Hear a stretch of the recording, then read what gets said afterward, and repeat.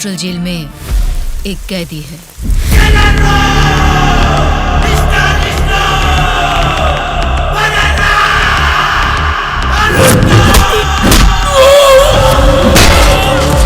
नाम क्या है उसका? दुर्गा।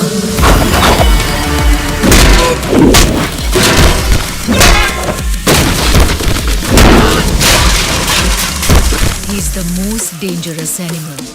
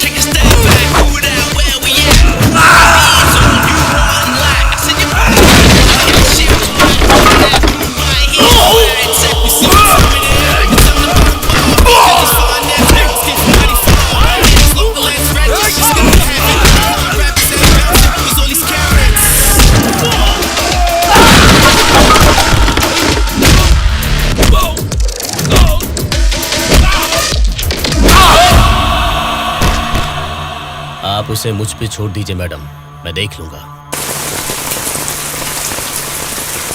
ये जेल है, कोई पबजी खेलने का ग्राउंड नहीं, समझ गया? बोल क्यों नहीं रहा है? क्यों मारा उन लोगों को? नजरें नीची करो। कायदे में रहोगे तो फायदे में रहोगे मुन्ना, नहीं तो मेरे बारे में तुम जानते नहीं हो, सीधे तिहाड़ जेल में फेंक दूंगा। ए, तुम लोग क्या देख रहे हो? इसे ले जाके सेल में डाल दो। जेलर साहब। क्या हुआ बादशाह, बात क्या है?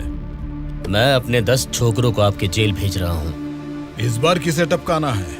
दुर्गा नाम है उसका। दुर्गा बोले तो वो सरकारी पार्टी का आदमी है ना? हाँ साहब, वही है। उसको उड़ाने के लिए अपोजिशन वालों से कितना लिया है और उसमें मेरा कमीशन कितना है? हमेशा की तरह आपके अकाउंट में ट्रांसफर हो जाएगा। स्टेट में इस बार भी हमारी सत्ता आने वाली है, इसलिए कल मेरे फार्म हाउस पर आप सबके लिए एक पार्टी रखी है। Hello. Sir, CM sir, central jail से जेलर मधुसूदन बोल रहा हूँ सर। आपको एक खास बात बताने के लिए ही मैंने फोन किया। क्या बात है, बोलो। जेल में आए हुए आपके लोगों को मारने के लिए अपोजिशन वालों ने सुपारी दिया है सर। अगर आपको आपके लोगों की जरूरत नहीं है तो मैं बीच में नहीं आऊंगा, लेकिन अगर आपको इनकी जरूरत अभी भी है तो अपनी जान पर खेलकर भी मैं उन्हें बचा लूंगा। अब आप बताइए, आप किन लोगों को मैं बचा लूं या फिर उनके हवाले छोड़ दूं? मुझे जरा 10 मिनट का टाइम दीजिए। ठीक है सर, मैं आपके कॉल का इंतजार करूंगा। बहुत बड़ा अमाउंट खर्च हो सकता है सर। वो मैं देख लूंगा। सर, मेरा एक छोटा सा डाउट है सर। क्या डाउट है? आपने दुर्गा को मरवाने के लिए पैसे लिए थे ना, अब बचाने के लिए पैसे ले रहे हैं। ये बात मेरे पल्ले नहीं पड़ी सर, मुझे थोड़ा कंफ्यूजन हो रहा है। पागल कहीं। इसी को अंग्रेजी में पॉलिटिक्स बोलते हैं और हमारी भाषा में बोलते हैं राजनीति, समझे?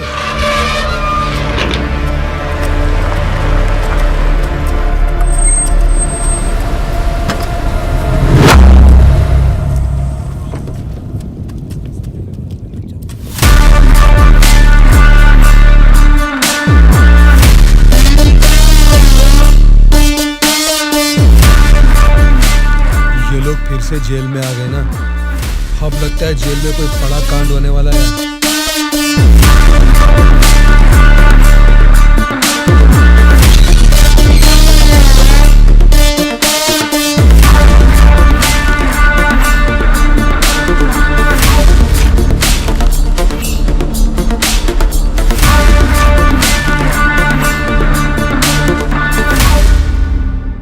उसे कब मारने का सोचा है? हो सके तो आज ही। आज छोड़ देना, कल विजिटिंग आवर्स है, मुमकिन नहीं होगा। परसों मारने का प्लान बनाओ। ठीक है फिर, लेकिन एक बात अच्छी तरह से समझ लो, दुर्गा को मारने के लिए मैं तुम लोगों को आधे घंटे का टाइम दे सकता हूँ। आधे घंटे में ही काम निपटाना होगा, और अगर नहीं मार सके तो उसे दोबारा मारने का मौका नहीं मिलेगा। जाओ।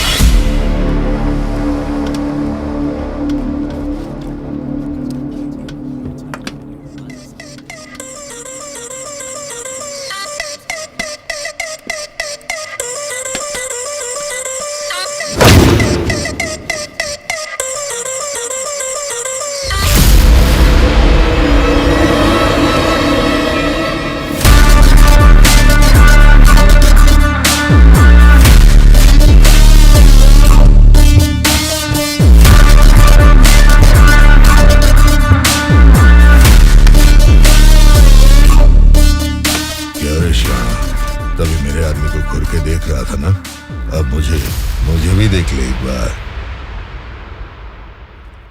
ए, बहरा है क्या? आंखें निकाल कर गोटियां खेलूंगा। ए, बोलना।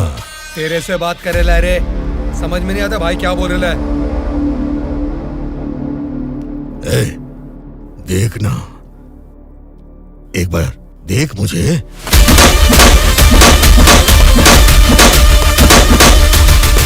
मेरे बारे में तुम जानता नहीं हो, सीधे तिहाड़ जेल में फेंक दूंगा।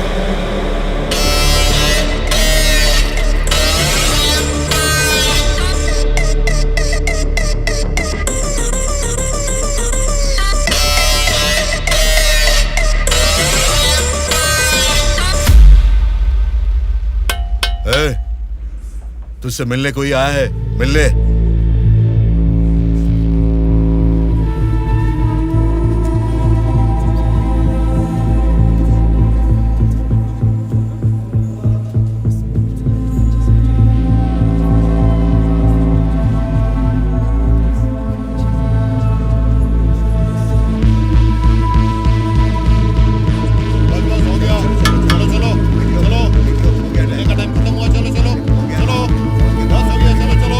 चलो, चलो टाइम हो गया। चल शिवा तू निकल, ठीक मैं है बाद यार, में ध्यान रख अपना।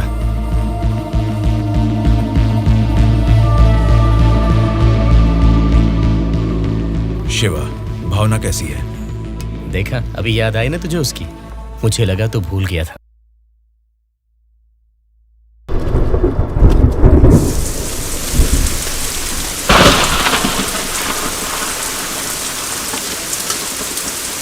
वो दुर्गा वॉशिंग एरिया में है, बिना गड़बड़ किए उसे टपका देना।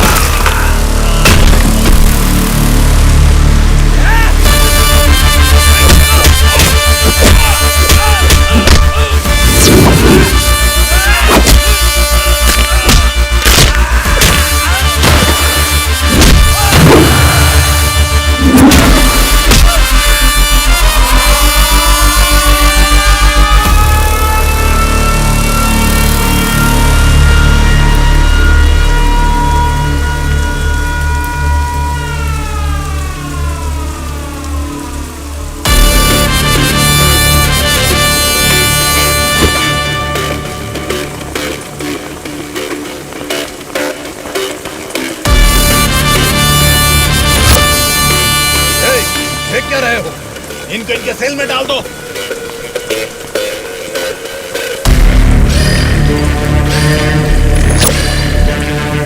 जेलर साहब। यो बादशाह, तुम और 10 लोगों को भेजोगे ना तो भी जेल में उस दुर्गा को नहीं मार सकोगे। क्या हुआ जेलर साहब? क्या हुआ है? तुमने जिन 10 लोगों को भेजा उन्हें उसने कुत्ते की तरह पीटा। मुझे तो लगता नहीं है उनमें से एक भी जिंदा बचेगा। आइंदा जेल के अंदर ऐसी बचकानी हरकत मत करना। जेल के बाहर ही निपटाओ। प्लानिंग जेल के बाहर करो। रखो फोन।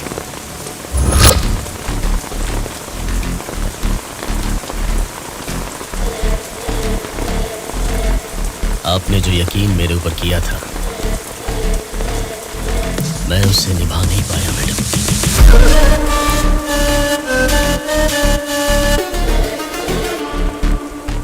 आप ये गन लीजिए मैडम। इस गन से मुझे अभी इसी वक्त यहीं पे मार दीजिए, नहीं तो मुझे एक और मौका दीजिए। मैं खुद जेल में जाकर उस दुर्गा को मारूंगा।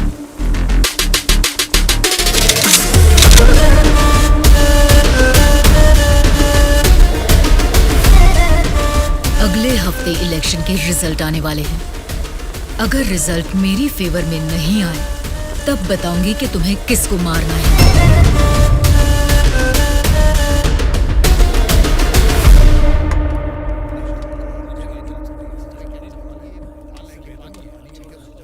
मेरा नाम दुर्गा है। सूर्या। कल मुझे बचाने के लिए थैंक्स।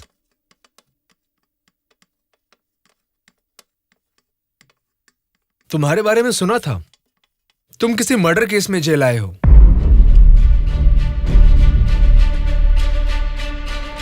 सूर्या, अगर तुम मेरे साथ काम करना चाहते हो तो कहो, मैं तुम्हें इस जेल से बाहर निकाल सकता हूं और तुम्हारे ऊपर जितने केसेस हैं वो सब मिटा सकता हूं। वो कैसे? मेरी सरकार में अच्छी जान पहचान है। अगर तुम हमारे साथ काम करना चाहते हो तो कहो, हमारी पार्टी सत्ता में आते ही तुम्हारे ऊपर से सारे केसेस हटवा दूंगा। तुम सच में मेरे ऊपर से वो केस निकलवा दोगे तो मैं तुम्हारे साथ मिलकर कुछ भी करने के लिए रेडी हूं। तो आज से हम दोनों फ्रेंड्स।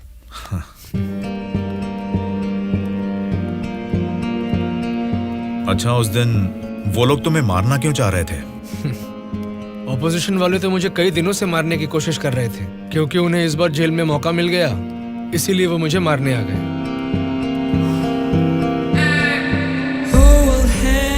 अगर उस दिन वो लोग तुम्हें मार देते तो? क्या होता? जेल में तुम्हारे जैसे अच्छे फ्रेंड को खो देता।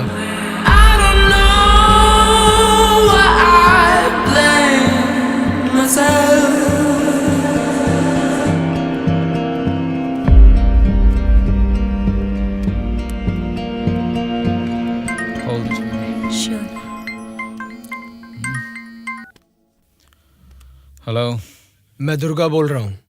बोलो दुर्गा। यहाँ जेल में मैं एक आदमी से मिला। किसी छोटे मोटे मर्डर केस में अंदर आया है, लेकिन उसकी हिम्मत अलग ही लेवल की है भाई। वो तो ठीक है, लेकिन क्या वो हमारे काम आएगा? बेशक वो हमारे काम आएगा भाई।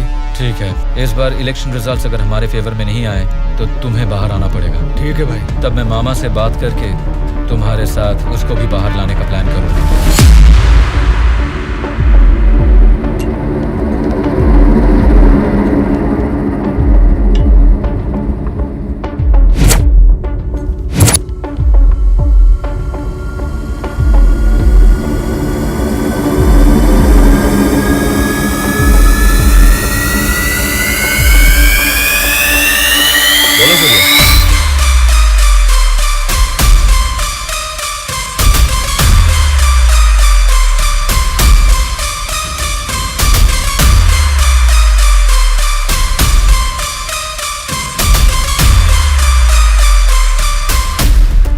देखो सूर्या, ये सोसाइटी नहीं बदलेगी, ना ही जनता।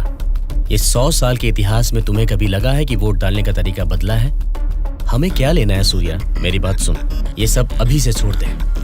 देखो शिवा, जैसा तू बोल रहा है ये समाज नहीं बदला होगा, पब्लिक ने वोट देने का तरीका भी नहीं बदला होगा, लेकिन पब्लिक को पालने वाले नेता लोगों को हमें बदलना है यार। 40 दिन के इंतजार के बाद हुआ पर्दाफाश। जीते हुए उम्मीदवार जश्न मना रहे हैं तो हारे हुए उम्मीदवार उसकी वजह ढूंढने में जुट गए हैं। जनता के वोट ये बता रहे हैं कि उन्हें किसी से कोई बैर नहीं, दोनों मेजर पार्टियों को इलेक्शन में लगभग एक समान वोट मिले हैं। राज्य के पूरे 120 असेंबली सीटों में से सरकारी पार्टी को 48 सीट मिले हैं, वहीं ऑपोजिशन पार्टी को 52 सीट मिले हैं। बाकी 20 सीटें इंडिपेंडेंट एमएलएस को मिले हैं और वो ही तय करेंगे कि राज्य में सरकार किस पार्टी की बनेगी।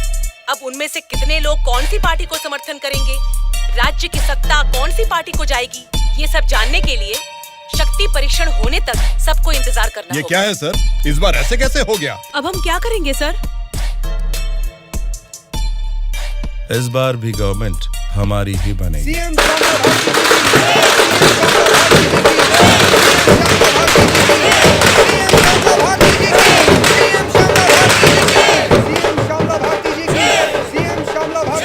मैडम, इस बार सरकारी पार्टी से आपकी पार्टी लीड में है, इस बारे में आपका क्या कहना है? जनता को अब हमारे ऊपर यकीन आ गया है, इसलिए इस बार हमारी पार्टी लीड में है। Thank you. श्यामला भारती जी की, सीएम श्यामला भारती जी की, सीएम श्यामला भारती जी की, सीएम श्यामला भारती जी की, सीएम श्यामला भारती जी की, सीएम श्यामला भारती जी की, सीएम श्यामला भारती जी की, सीएम श्यामला भारती जी की।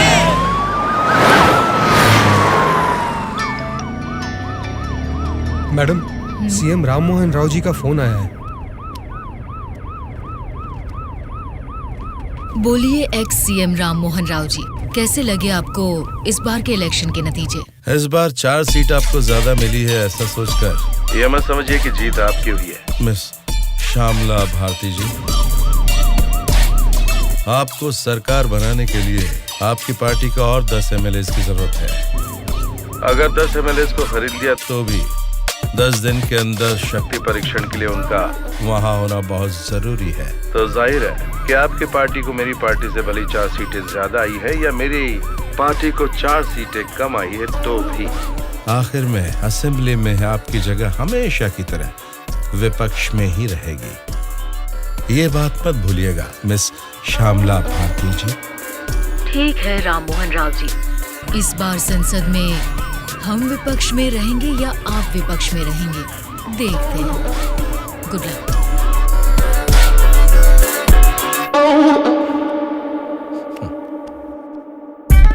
ये जानते हुए कि हमारी पार्टी लीड में है, ये राम मोहन राव कॉन्फिडेंटली कह रहा है कि हमारी पार्टी जीत नहीं सकती। इससे ये साफ पता चलता है कि हमारी पीठ पीछे साजिश हो रही है। हम एक लीडिंग पार्टी है, हमें हमारी पार्टी को सत्ता में लाने के लिए उन 20 इंडिपेंडेंस को हमारी पार्टी में लाने का कोई न कोई तरीका ढूंढना होगा। हमें उन 20 लोगों को जल्द खरीदना होगा मैडम, और उसका केवल एक ही रास्ता है। कौन सा रास्ता? अनंतगिरी में 20 साल से ना हारने वाले कल्याण प्रसाद को हमें सबसे पहले खरीदना होगा मैडम। उसी को क्यों?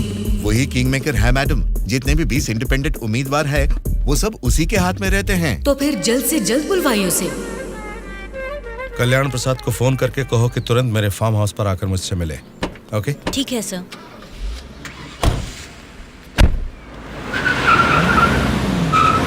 लगता है सब लोग आ गए हैं, तेरी वजह से ही लेट है।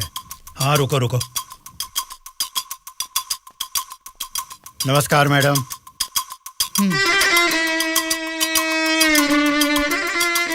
मैडम, डायरेक्टली पॉइंट पर बात करेंगे, इससे दोनों का टाइम बचेगा। मैं भी सीधे पॉइंट पर आकर बात करूंगी। आपके 20 एमएलएस को हमारी पार्टी को समर्थन देना होगा। इसके लिए आपके एक एमएलए की कीमत बताइए। एक एमएलए ने अपने मतदान क्षेत्र में जीतने के लिए तकरीबन 50 करोड़ रुपए खर्च किए हैं। एक एमएलए को 100 करोड़ दे दीजिए। क्या मतलब? एक एमएलए को 100 करोड़? मतलब इसके हिसाब से 20 एमएलए को 2000 करोड़? हाँ मैडम। इतना क्यों? मार्केट में आजकल रेट बहुत बढ़ गए मैडम। एक जमाने में खाना पकाने का तेल 100 रुपए लीटर मिलता था और अब 230 रुपए हो गया है। फिर भी लोग खरीद रहे हैं ना। वैसे जनता के बारे में हम कुछ सोच रहे हैं क्या? नहीं ना। इसीलिए जैसे चीजों के दाम बढ़ गए हैं, वोटर्स ने भी अपने रेट बढ़ा दिए हैं मैडम। एक टाइम पे 1000 रुपए में मिलने वाले वोट अब 5000 में मिलते हैं। यहाँ कोई भी कैंडिडेट को देख के वोट नहीं डालता मैडम, वो वोट डालता है कैश देखकर ही। मतलब आपके एमएलएस को हमारी पार्टी को समर्थन देना है तो आपको 2000 करोड़ देने होंगे, सही कहा? 2000 करोड़ नहीं मैडम। तो फिर? 2500 करोड़। मतलब 2500 करोड़ रुपए? यस। वो 500 करोड़ किसके लिए? वो मेरा कमीशन है मैडम। आपका कमीशन 500 करोड़ है? जी मैडम, मैं आपको कोई प्याज टमाटर थोड़ी ना बेच रहा हूँ। इस राज्य की सत्ता 5 साल के लिए दे रहा हूँ आपको। इसके बदले में एक छोटी सी 500 करोड़ की रकम कमीशन लेने में कोई गलती नहीं है madam.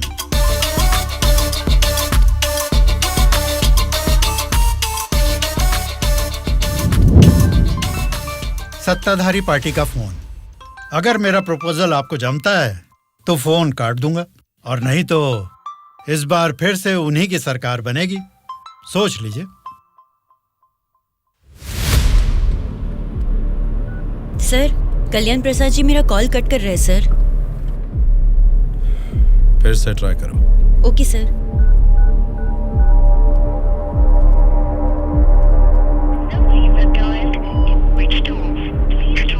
Sir, phone switch off आ रहा है सर। ठीक है, उसे वॉइस मैसेज भेज दो। Okay sure sir. आपने 2,500 करोड़ मांगे जो मैं दे रही हूँ। कोई गलती नहीं होनी चाहिए। शक्ति परीक्षण वाले दिन हमारे 20 एमएलए आपके पीछे दुम हिलाते हुए चलेंगे। आप जहां साइन करवाएंगी वहां करेंगे। अब आप सीएम पद की शपथ लेने के लिए तैयारी कीजिए मैडम। लेकिन उसके पहले हमें एक काम करना है। वो क्या है मैडम? आपने मुझसे हाथ मिला लिया है, ये खबर राम मोहन राव को जरूर पता चल जाएगी। हमें हमारे एमएलएस को सेफ रखना होगा। इसलिए उन सभी एमएलएस को राम मोहन राव से सेफ रखने के लिए मैंने बेंगलुरु में एक स्टार होटल पूरा बुक कर लिया है। शक्ति परीक्षण होने तक वो सारे उधर ही रहेंगे। आपके एमएलएस के साथ हमारे एमएलएस को भी मिलाकर उधर भेजेंगे तो वो सब साथ में वहाँ सेफ रहेंगे।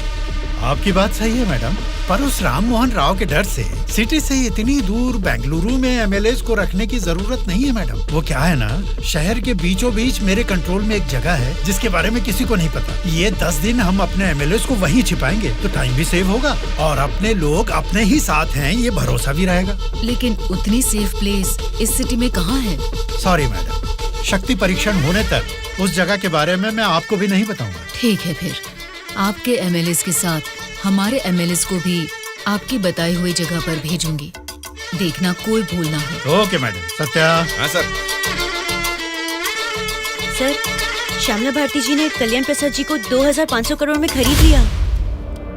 अब हमारी हालत क्या होगी सर? हमारी सरकार गिर गई क्या? सर, इलेक्शन में मैंने 100 करोड़ खर्च किया। अब मेरा क्या होगा सर? बताइए सर। क्या होगा? बस चुप हो जाओ। परेशान होने की जरूरत नहीं है।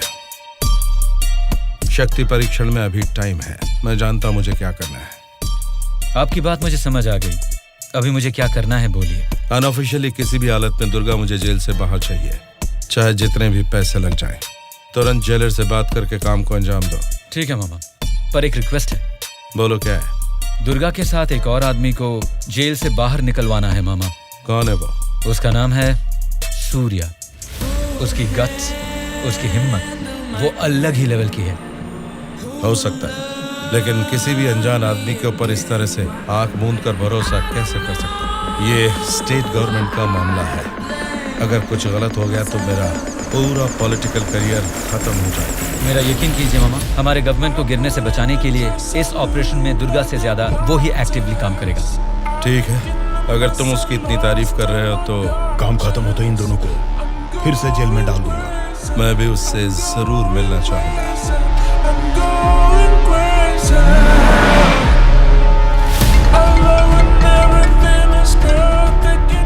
हेलो मैडम, मुझे आपको एक इन्फॉर्मेशन देनी है। हाँ बोलिए। जेल से दुर्गा भाग गया है। अपने एमएलएस को संभालिए।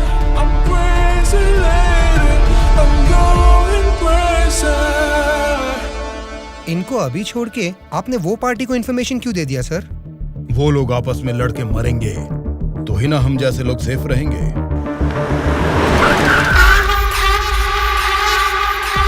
आज रात यहीं पे रुकना। कल सवेरे 8 बजे मामा से मीटिंग हो सकती है। कॉल आते ही यहाँ से निकल जाना। मैडम, कल रात ही मैंने अपने सभी लोगों को सेफ जगह पर शिफ्ट किया है और यहाँ वो सारे लोग बहुत ही एंजॉय कर रहे हैं। वो ठीक है, पहले मेरी बात सुनिए। बोलिए मैडम। सरकारी पार्टी वाले जेल से उस दुर्गा को बाहर लेकर आए हैं, ये इन्फॉर्मेशन आई है। मैं नहीं जानती तुम क्या करोगे। हाँ? लेकिन हमारे सभी एमएलए सेफ रहने चाहिए। मैडम, दुर्गा जैसे 10 लोग भी जेल से बाहर आ जाए ना, तो भी हमारे एमएलए कहाँ है पता लगाना मुश्किल है। फिर भी सामने वाली पार्टी प्लान कर रही है, तो इसका मतलब हमें संभल के रहना है। आप टेंशन मत लीजिए, शक्ति परीक्षण होने तक उनको ही नहीं, आपको भी आपके एमएलए कहाँ है पता नहीं चलेगा।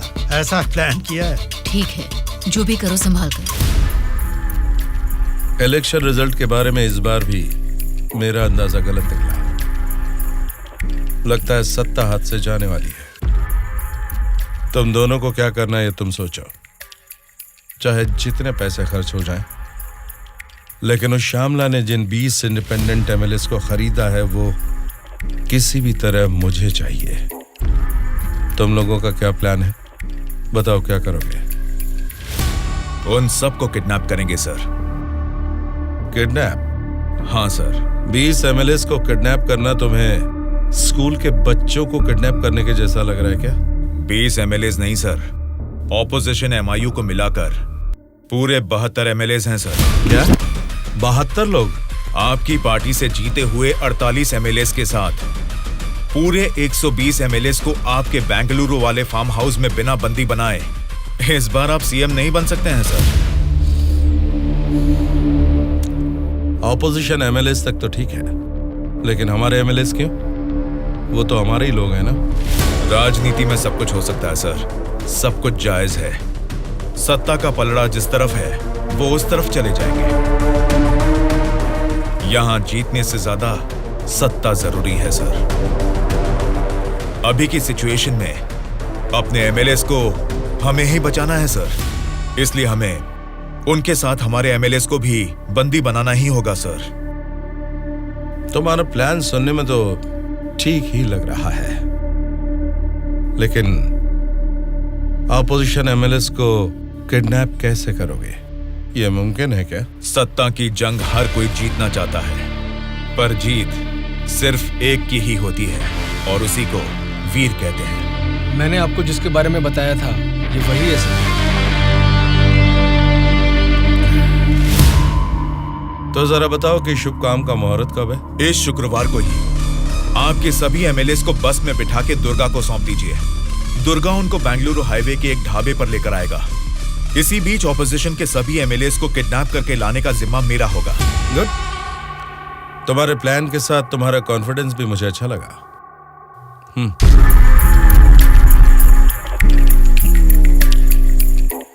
इस बैग में 2 करोड़ है, इसे सिर्फ एडवांस ही समझो।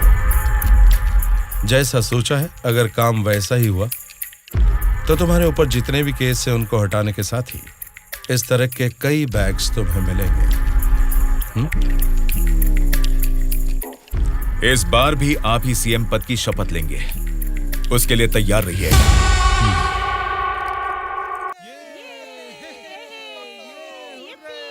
कल्याण प्रसाद के फोन का लास्ट कॉल लोकेशन कल रात 11 बजे का गुलजार हाउस में दिखा रहा था। तभी से लेके अब तक वो किसी के टच में नहीं है।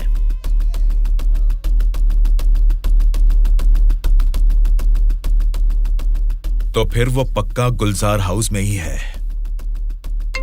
हाँ बोलो। मैडम, आपके लिए एक बैड न्यूज है। गुलजार हाउस में ठहरे हुए आपके सभी एमएलएस को सत्ता वाली पार्टी के लोग किडनैप करने की कोशिश कर रहे हैं।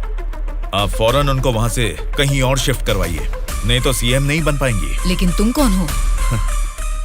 आपका हितैषी हूं।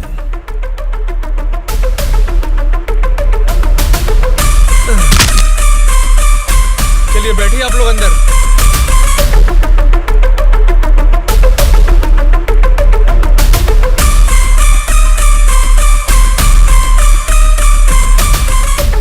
बोलिए मैडम। कहाँ हैं आप?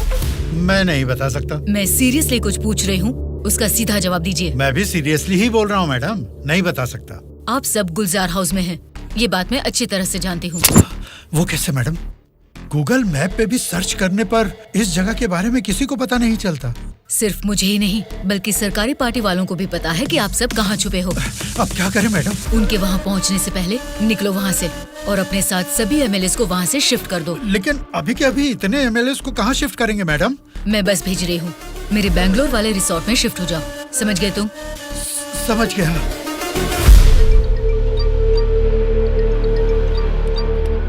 जी मैडम। बादशाह, तुम्हें मेरा एक काम करना होगा।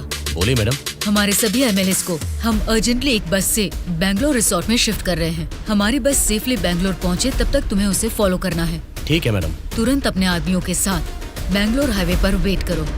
Okay madam.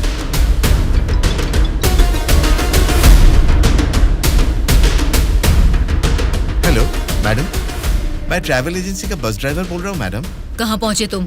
मैं बिल्कुल सही लोकेशन में पहुँच गया हूँ मैडम। ठीक है, हमारे लोग वहाँ आएंगे, वेट करो। ठीक है मैडम।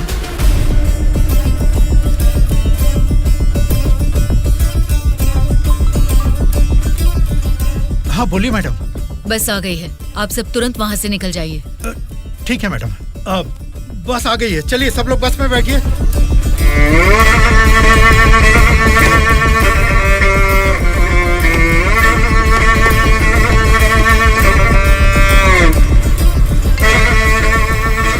मैडम सब लोग बस पे चढ़ गए हैं मैडम। अभी निकल सकते हैं क्या मैडम? Okay madam. बोलो सूर्या। दुर्गा, हमारा प्लान सक्सेस हुआ। अब सभी एमएलएस मेरे कब्जे में हैं। तुम हाईवे के ढाबे पे वेट करो, मैं भी पहुंचता हूँ। ओके। क्या रे, कुछ पता? बोली मैडम। बस निकल गई है और थोड़ी ही देर में बैंगलोर हाईवे एंटर करेगी। अगर कोई भी हमारी बस को फॉलो करता हुआ दिखे तो उसे वहीं मार देना।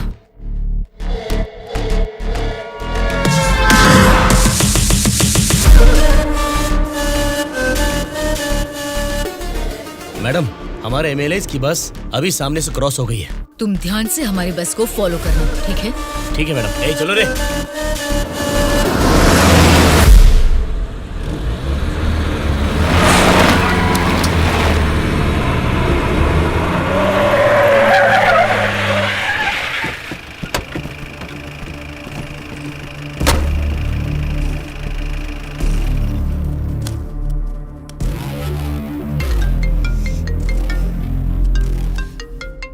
बोलो बादशाह। हाँ मैडम, अभी हमारी बस हाईवे के बाजू में एक ढाबा के पास रुकी हुई है।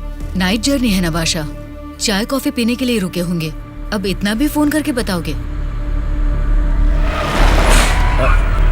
Madam madam. अब क्या हुआ बादशाह? हमारे बस के पीछे ही एक और बस आके रुकी है। और एक बस? हाँ मैडम, देखने में तो सरकारी पार्टी की एमएलए की बस लग रही है। क्या सरकारी पार्टी के एमएलए की बस? हाँ मैडम, पक्का उन्हीं लोगों की बस है मैडम। सच में? लेकिन उनकी बस वहाँ क्यों आई है? पता नहीं चल रहा मैडम। जैसे हम अपने एमएलएज को बैंगलोर भेज रहे हैं, वैसे ही वो अपने एमएलएज को शायद किसी सेफ जगह पर भेज रहे होंगे। हो सकता है, फिर भी दोनों बस एक ही जगह पर एक ही समय पर ये कैसे हो सकता है? तुम एक काम करो बादशाह, हमारे एमएलएज की बस वहाँ से सुरक्षित निकल जाए, तब तक उनकी बस पर तुम कड़ी नजर रखना। ठीक है मैडम।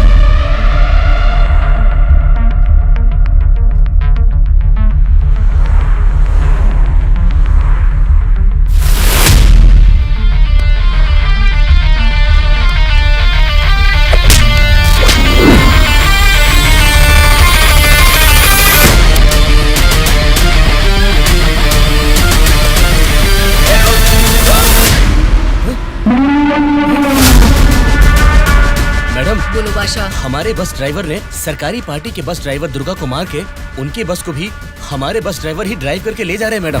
व्हाट? उनकी बस को हमारे ड्राइवर क्यों ले गए हैं? मुझे भी कुछ समझ में नहीं आ रहा मैडम। ठीक है, मैं अपने ड्राइवर को फोन करके पता लगा लूंगी। पहले तुम हमारी बस को फॉलो करो। Okay madam. Hello madam. Anwar, क्या कर रहे हो तुम लोग? कुछ लोग आके मुझे मार के हमारी बस को लेके गए मैडम। बोली मैडम। बादशाह, वो लोग अपने ड्राइवर नहीं हैं, कोई क्रिमिनल्स हैं। उनका पीछा करो। Stop them right now. ठीक है मैडम।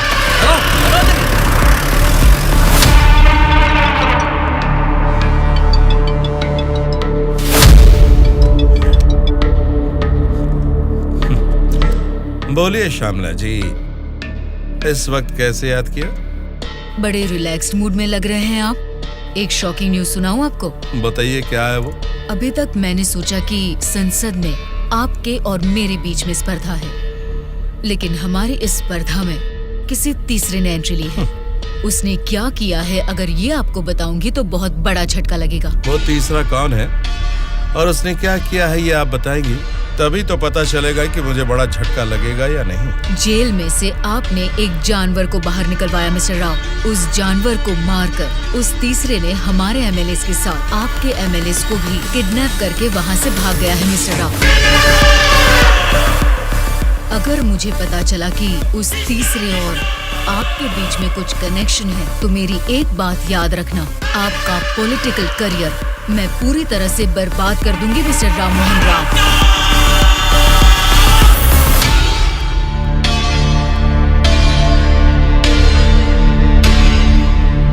क्या हुआ मामा? उस दुर्गा को कॉल कर।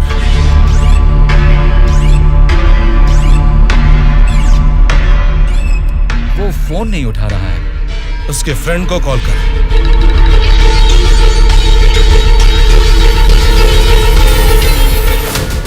मेरे पॉलिटिकल करियर में ये फर्स्ट टाइम है जब मैंने किसी पर यकीन करके धोखा खाया।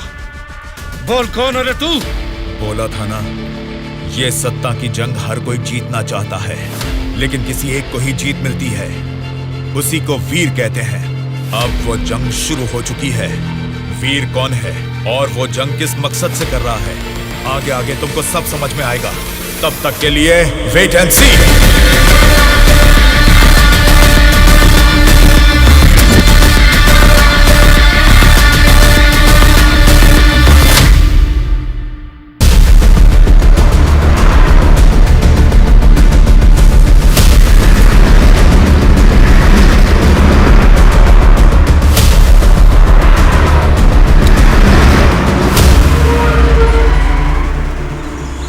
ये कौन सी जगह है? बेंगलुरु रिसोर्ट बोले थे, गलती से किसी और रूट में तो नहीं आ गए? घना जंगल लग रहा है ये तो।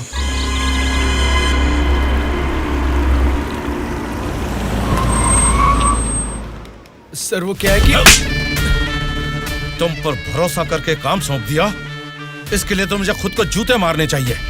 अपना ये चेहरा फिर मुझे कभी मत दिखाना।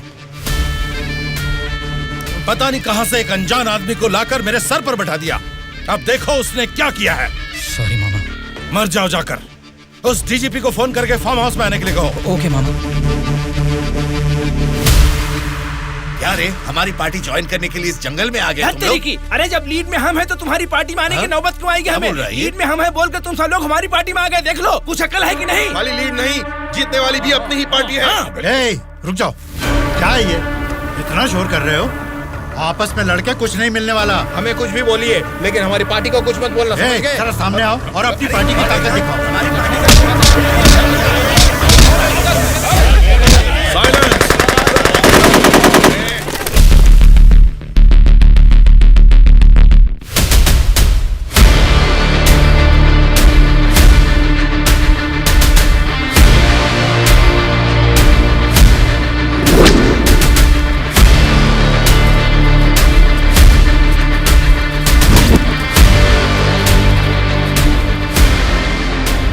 क्या सोच रहे हो? जैसे जी में आ रहा चिल्ला रहे हो, अपनी मर्जी से आपस में लड़ रहे हो। ये तुम्हारी असेंबली नहीं है, ये जंगल है। मेरा जंगल, मेरा जंगल, मेरा जंगल। यहाँ कोई स्पीकर नहीं होगा, माइक नहीं होगा, ना ही वॉकआउट होगा। हम सब हाईवे से तकरीबन 250 किलोमीटर की दूरी पर घने जंगल में हैं। बेटा, तुम लोग नेक्सलाइस्ट हो, माओइस्ट हो, टेररिस्ट हो, कौन हो बेटा तुम लोग? वो सब कहां से पैदा हुए हैं?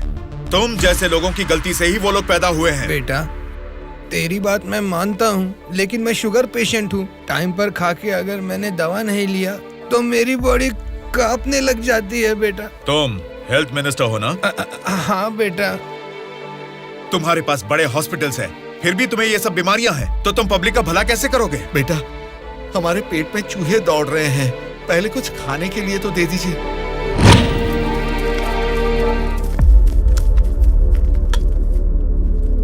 ये क्या खाना है? ये तो जेल के खाने से भी बदतर है। क्यों रे?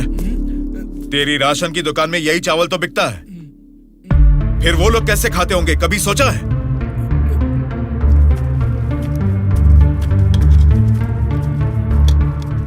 बस बेटा बस, चावल खाने में कमी ही करनी चाहिए, ज्यादा नहीं खाना चाहिए। अच्छा, तो फिर इतनी जायदाद कैसे बना ली? उसमें भी तो कमी कर सकते थे, पर उसमें तो करोगे नहीं। देखो बेटा, तुम्हारी बातें और करतूतें तो कमाल की हैं, लेकिन कमी है तो बस चेहरा नहीं दिखाया तुमने, जरा वो भी दिखा दो। तुझसे देखा नहीं जाएगा। बाप रे, इतना डरावना है तुम्हारा चेहरा? तो फिर देखो। हाँ तो फिर दिखाओ ना।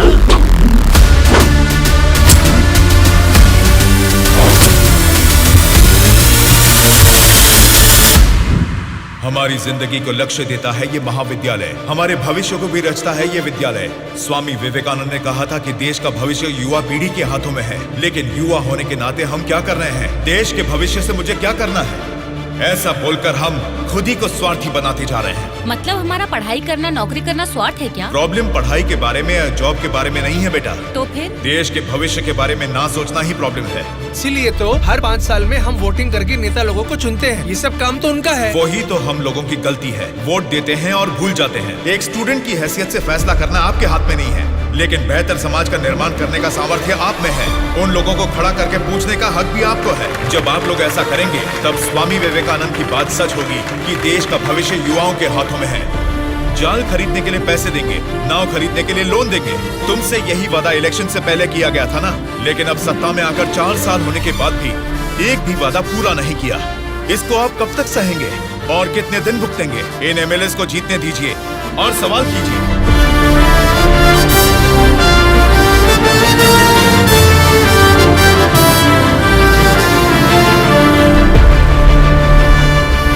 18 साल की उम्र होने के बाद ही हमारे देश में मतदान का हक क्यों दिया जाता है जानते हो? ताकि हम एक सही नेता को चुन सके। लेकिन हम क्या कर रहे हैं? हम बिना सोचे समझे और उनसे पैसे लेकर वोट डाल रहे हैं। अगर ऐसा ही चलता रहा तो कल को आपके बच्चे और फिर उनके बच्चे, हर किसी को इसी तरह की परेशानी होगी। हमें अब बिना सोचे समझे और पैसे लेकर वोट डालने की इस प्रथा को खत्म करना ही होगा। और अगर हमने ऐसा नहीं किया तो सबका नाश निश्चित है। आने वाली पीढ़ी को हम ये बताएंगे कि वोट की जो ताकत है उससे सरकार बदल सकते हैं। जनता की सच्चाई स्टूडेंट सर, आजकल जनता के सामने समाज के बदलाव की बातें करते रहते हैं सर। आजकल ये फैशन हो गया है सर। ठीक है। हाँ? उसके भाषण की वजह से अपनी इमेज डैमेज नहीं होनी चाहिए। सर, हमें उनकी परवाह नहीं करनी चाहिए, वो लोग कुछ प्रॉब्लम नहीं करेंगे सर। अपने किसी आदमी को बोलो इन पर जरा नजर बनाए रखे। Okay sir. दिल्ली से आते ही इनके बारे में कुछ करेंगे। क्या बताऊं बेटा, इस गांव की समस्या वैसे की वैसी ही है। हमारी समस्याओं को सुनने के लिए कोई वार्ड मेंबर नहीं आता है। सरपंच को तो देखा ही नहीं, कॉर्पोरेटर काम नहीं करता, और एमएलए के लिए क्या बताऊं, 4 साल पहले हमने उनको जिताया, वो तो ऐसे गायब हुए जैसे गधे के सर से सिंह। उनसे मिलने जाओ तो लात मार के भगा देते हैं।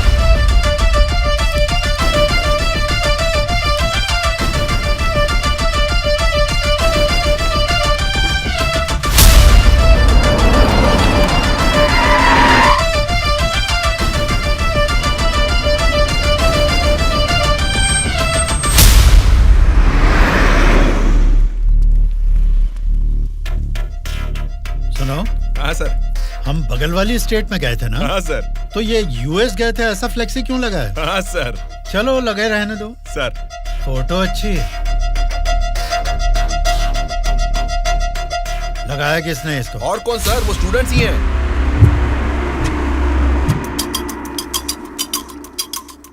इन पोस्टर्स को देखकर वो एमएलए पक्का रिएक्ट करेगा। रिएक्ट तो करेगा, पर कैसे रिएक्ट करेगा वो पता नहीं चल रहा। जैसा भी रिएक्ट करें, कोई भी प्रॉब्लम आने दो, हम सबका सामना कर लेंगे साथ में। जैसा आपने सोचा वैसा नहीं होगा। शक्ल से तो पढ़े लिखे लगते हैं, पढ़ाई की है तो नौकरी, अच्छी नौकरी कर लेते। ऐसे पेस्ट लगा के पोस्टर लगाने की गंदी हरकतें क्यों कर रहे हैं आप लोग? ये पॉलिटिक्स के चक्कर में क्यों फंस रहे हैं? ये एक दलदल है, एक बार इसमें उतर गए ना तो फिर इससे बाहर नहीं निकल पाओगे। समझ गए ना? मतलब आपकी नजर में वोटर की कोई वैल्यू नहीं? अरे बहुत सही कहा आपने। आपकी नजर में वोटर की बड़ी कीमत है, लेकिन हमें वोट की कीमत पता है। यही फर्क है आपकी और हमारी सोच में। एक बार वोट मिल गया ना, फिर वोटर को कौन पूछता है? 5 साल के लिए हम ही राजा, हम ही मंत्री। मतलब आपसे सवाल करने वाला कोई नहीं है क्या? अब तुम ही बताओ, जो लोग पैसा लेकर वोट डालते हैं उनको सवाल पूछने का अधिकार है? अभी जो भी हो रहा है वो इलेक्शन नहीं है, कलेक्शन है। हम वोट कलेक्ट करेंगे, वो पैसे कलेक्ट करेंगे। एक एक वोट का 5,000, 1.5 लाख वोट हैं, मतलब 75 करोड़।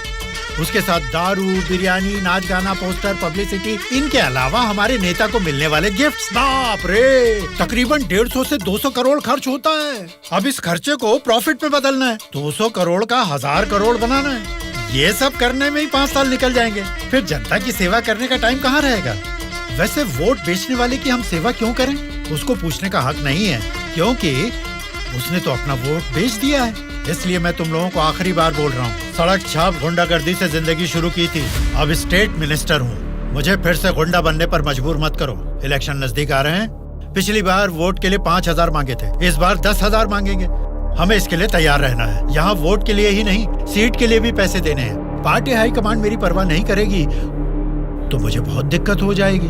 मेरे रास्ते से हट जाइए। इसके बावजूद भी अगर किसी ने रोका तो तुम सबकी डेट ऑफ बर्थ तो अलग अलग है, लेकिन डेट ऑफ डेथ एक हो जाएगी, याद रखना। चलता हूँ। डार्लिंग, डार्लिंग, सब अच्छा ही हुआ है। टी स्टेट का एडवांस दे दिया है। अगले महीने इलेक्शन है, उसके बाद रजिस्ट्री होगी। ऊटी टी स्टेट की तुम ही मालकिन हो। तुम्हारा सर देखो। आपकी नजर में वोटर की बड़ी कीमत है, लेकिन हमें वोट की कीमत पता है। एक बार वोट मिल गया ना, फिर वोटर को कौन पूछता है। 5 साल के लिए हम ही राजा, हम ही मंत्री। आज की ब्रेकिंग न्यूज, हम आपके सामने एमएलए कल्याण प्रसाद जी की बेईमानी का खुलासा करने वाले हैं। टीवी देखिए सर। जो लोग पैसा लेकर वोट डालते हैं, उनको सवाल पूछने का अधिकार है। अभी जो भी हो रहा है वो इलेक्शन नहीं है, कलेक्शन है। तो तुम सबकी डेट ऑफ बर्थ तो अलग अलग है, लेकिन डेट ऑफ डेथ एक हो जाएगी, याद रखो। खुद कल्याण प्रसाद जी के मुंह से ये बातें सुनने के बाद उन्हें मिनिस्टर के पद से ही नहीं, बल्कि पार्टी के हाई कमांड ने उन्हें पार्टी से भी सस्पेंड कर दिया है। आपको बिना बताए पद से निकाल दिया, ये तो नाइंसाफी है सर। क्या नाइंसाफी है रे? हाँ, मैं एक बड़ा बदमाश हूँ, ऐसा ही बोलकर इन्होंने वीडियो में मान लिया। सब लफंगे लोगों के ये बड़े नेता हैं। लो खाओ, सब ठूसो। और काम भी क्या है? खाना और सोते रहना। और बचा ही क्या है? बाप रे बाप, कितने सपने दिखाए थे। ऊटी में टी स्टेट लूंगा, कर्नाटक में कॉफी स्टेट लूंगा, अगली इलेक्शन में जीतूंगा तो मैं होम मिनिस्टर बनूंगा, तुम होम मिनिस्टर की बीवी बनोगी, बाद में सीएम और मैं सीएम की बीवी। क्यों जी, तुम तो मुझे सीएम की बीवी बनाना चाहते थे, तुम तो खुद ही सीएम नहीं बन पाए। अभी देखो, नालायक की बीवी बनकर बैठी हूँ यहाँ पर। मैं सोच रही थी सीएम की बीवी बनने के लिए क्या करना पड़ेगा। देखते क्या हो जी, बताओ ना क्या करना है। बहुत बोल चुके हो, आप जाओ।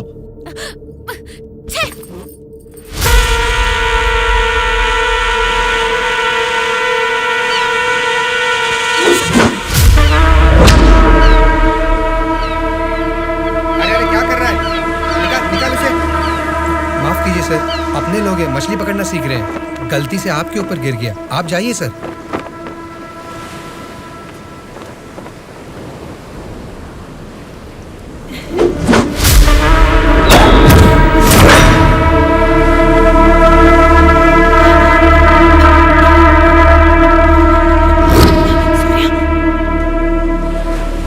सॉरी सर, मछली पकड़ते समय समुंदर में सब मछलियां तो नहीं पकड़ सकते ना सर।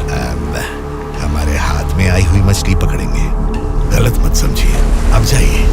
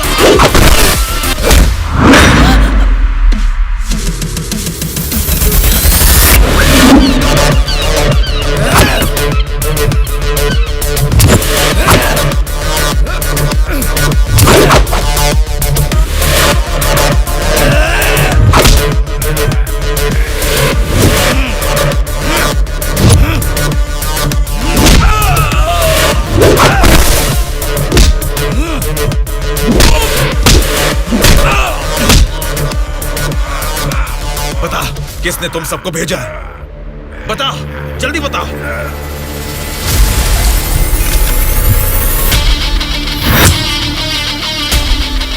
इतना हैरान क्यों है?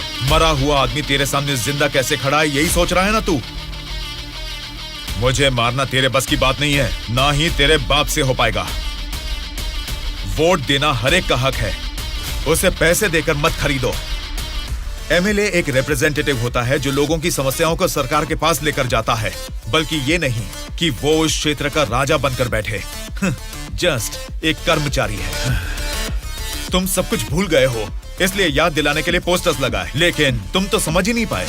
अब तक तो तुम्हें ही बदलने के बारे में सोचा था, इस चुनाव क्षेत्र के एमएलए को बदलने के बारे में नहीं। लेकिन अब बदलूंगा। अगले इलेक्शन में चुनाव के लिए रेडी हो जाओ। अब की बार कलेक्शन नहीं, इलेक्शन होगा।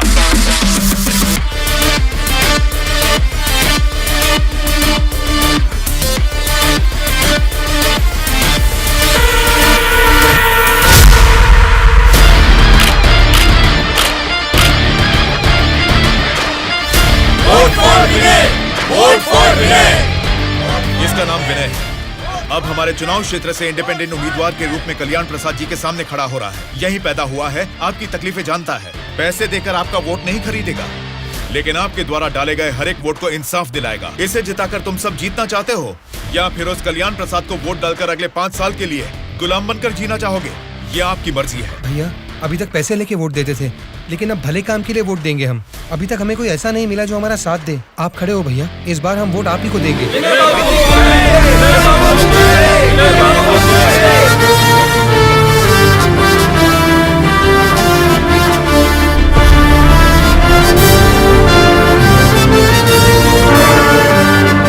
ऐसा क्या? यहाँ आप लोग बैठकर ताश खेल रहे हैं और वहाँ आपके सामने दूसरा लीडर खड़ा हो रहा है। देखो, पैसे लेकर वोट डालने वाली जनता के रहते हैं, इनकी परवाह नहीं करनी है। आपका बोया हुआ पेड़ आपको ही छांव देगा। आपका डाला हुआ वोट भविष्य का फैसला करेगा। अब किसे वोट देना है ये आप ही तय कीजिए।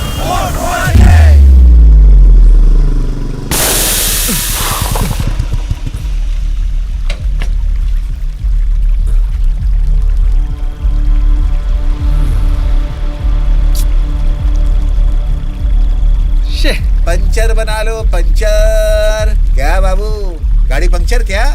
हाँ भाई, जरा अर्जेंटली जाना है, आप पंचर बना दोगे? बनाऊंगा ना। आगे जाके ये हमारे गांव का एमएलए बनेगा। पंचर थोड़ा खट से बना रे। तुम्हारे रोज जाने वाले रास्ते में अचानक तुम्हारी गाड़ी पंक्चर हो गई है, फर्क नहीं दिख रहा है क्या? उसके साथ जैसे गाड़ी पंक्चर हुई तभी पंक्चर वालों का हाजिर होना अजीब नहीं लग रहा है? वैसे तो इलेक्शन में खड़े होना भी अजीब बात है।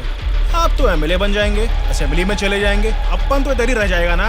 हम तो गुंडागर्दी ही करेंगे, और करेंगे भी तो क्या होगा? मारना, काटना, जलाना और बलात्कार करना। हम किसको मारेंगे, किसको काटेंगे जानते हैं? तेरे दोस्तों को। तेरे दोस्त सूर्या को बहुत बुरी मौत मारेंगे। बाद में बच्चों कौन जानते हैं आप? आपके साथ घूमती है ना वो गोरी गोरी लड़कियां, जैसे चाहे मजे करेंगे, अय्याशी करके मुंबई रेड लाइट एरिया में जाके बेच देंगे उनको। सोच लेना। चलो रे। आप सबको कुछ बताना चाहता हूँ, लेकिन आप लोग गुस्सा मत होना। तो फिर तुम वो बात ही क्यों कर रहे हो जिससे गुस्सा है? अरे वो बात नहीं है। अरे तो अब बता भी दो ना। मैं ये इलेक्शन नहीं लड़ूंगा। What? ए, सच सच बताओ, क्या तुम्हें किसी ने डराया? ऐसा कुछ नहीं है, मैं ये इलेक्शन नहीं लड़ूंगा बस। ए, तेरी आंखों में मुझे डर दिख रहा है। क्या बात है, बोल। हाँ यार, मैं डर रहा हूँ, तो अब क्या करूँ? अगर जान का डर था तो इस इलेक्शन में खड़ा होने के लिए तैयार क्यों हुआ? कल ही नॉमिनेशन की लास्ट डेट है। कल 3 बजे एमआरओ ऑफिस के पास हम सब तेरा वेट करेंगे। तू कल आ रहा है और नॉमिनेशन भी डालेगा। उल्टा सीधा बोलेगा तो इन सब के बारे में तो नहीं जानता, लेकिन मैं तुझे मारकर समुंदर में फेंक दूंगा। याद रखना, कल शाम को 3 बजे एमआरओ ऑफिस। ये चलो रे। कल हम तेरे लिए वेट करेंगे।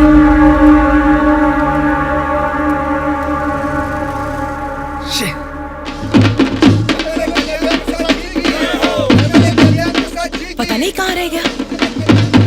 अपने आप को समझता क्या है वो? Phone is not reachable, message भी नहीं जा रहा।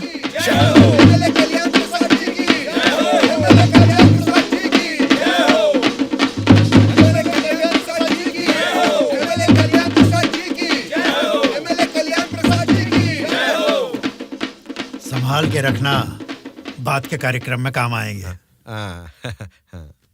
नमस्कार वोटर महाराज, आपके अनमोल वोट आप मुझे ही देंगे ना? आप ही देंगे। अच्छा मुहूर्त निकलने से पहले नॉमिनेशन करके आता हूँ। नमस्ते।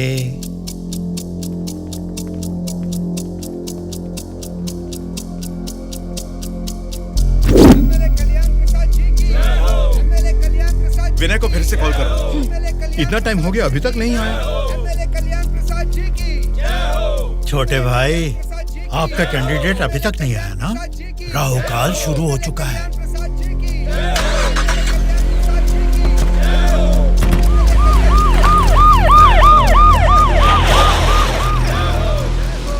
हम तुम्हें अरेस्ट करने आए हैं। हमें चलो बताते हैं।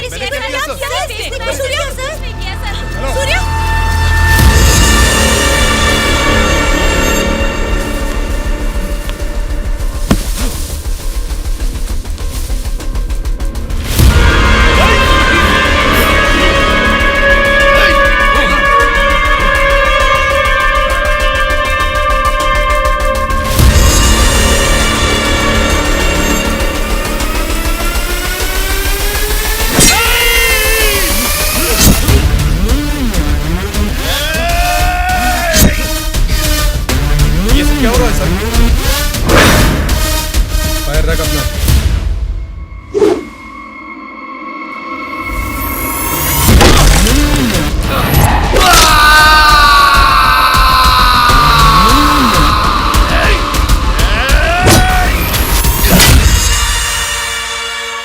पकड़ रहे इसे।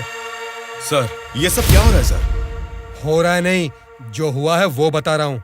पकड़ इसे।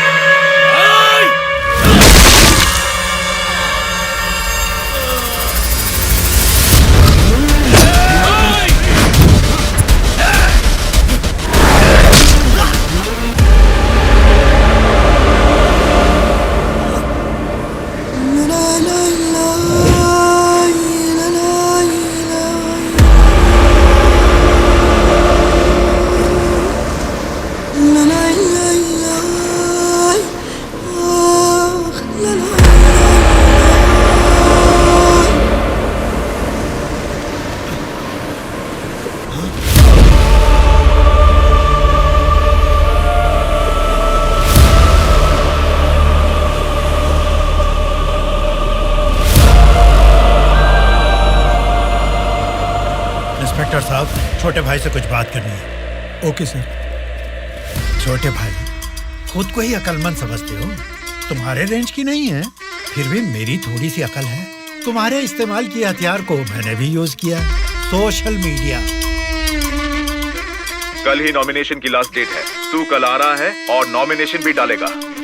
उल्टा सीधा बोलेगा तो, लेकिन मैं तुझे मारकर समुद्र में फेंक दूंगा। छोटे भाई, पॉलिटिक्स मतलब एक ऐसा समंदर जिसपे सफर के लिए शिप चाहिए या तो फिर बोट। तुमने खाली हाथ तैरना चाहा तो बीच समंदर में डूब जाओगे। तेरे जैसे नालायक को ही बोट और शिप की जरूरत पड़ती है। मुझे जरूरत नहीं है। मैं तुझे पीछा करके शिकार करके पकड़ूंगा, क्योंकि मैं एक शार्क हूँ, समझा? वो सही में शार्क निकला। पीछा किया, शिकार किया, और अब क्या करेगा? चलो रे यहाँ से। हाँ, चलो चलो जल्दी चलो। निकलो। हाँ, चलो जल्दी चलो। कुछ भी कहो यार, मौसम तो बहुत लाजवाब लग रहा है। पेट में बहुत गड़बड़ है, लगता है इधर ही बैठ के आ जाएगी। भाई, इस उम्र में भी तू टाइम पे हल्का हो जाता है, मतलब तेरा हेल्थ तो एकदम सुपर है मेरे भाई।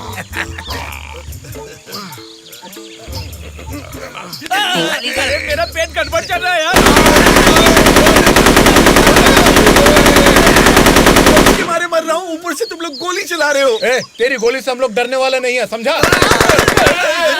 ठंडे ठंडे पानी से नहाना चाहिए, जाना है या नहीं? तू पागल हो गया क्या? कोई अपना लीज खुला छोड़ के नहाता है क्या? मैं तो डर ही गया। मेरे लीज पे बुरी नजर डालता है। घर में बाप भाई है कि नहीं? अभी भी तेरा लीज जितना ही है, एनाकोंडा नहीं बना पाया। तुम लोगों को लीच और एनाकोंडा में फर्क नहीं समझता है क्या? लीच हो या एनाकोंडा हो, बीन बजाने से भी कोई फर्क नहीं पड़ने वाला है। अरे इस जंगल में बीन अरे ठीक से नहाने भी नहीं देता है, ठीक से हल्का भी नहीं होने दिया, गोलियां पे गोलियां चलाया जा रहा है। ये क्या हाल हो गया हमारा? एक नहीं, दो नहीं, पूरे 120 एमएलएस को प्री प्लान तरीके से किडनैप करके ले गया है। मेरी समझ में नहीं आ रहा क्या करूं। ये सब मैंने किया है। ये बात अगर जनता या मीडिया को पता लगी तो इतने साल की मेहनत से बना मेरा पॉलिटिकल करियर बर्बाद हो जाएगा। आप फिक्र मत कीजिए सर, ये हम पर छोड़ दीजिए। किडनैपर से सारे एमएलएस को कैसे सुरक्षित लाना है ये मुझ पर छोड़ दीजिए। किरण सर, ध्रुवा कहाँ है पता करो और तुरंत मेरे ऑफिस में आने के लिए कहो, तुरंत। Okay sir. मैं चलता हूँ सर।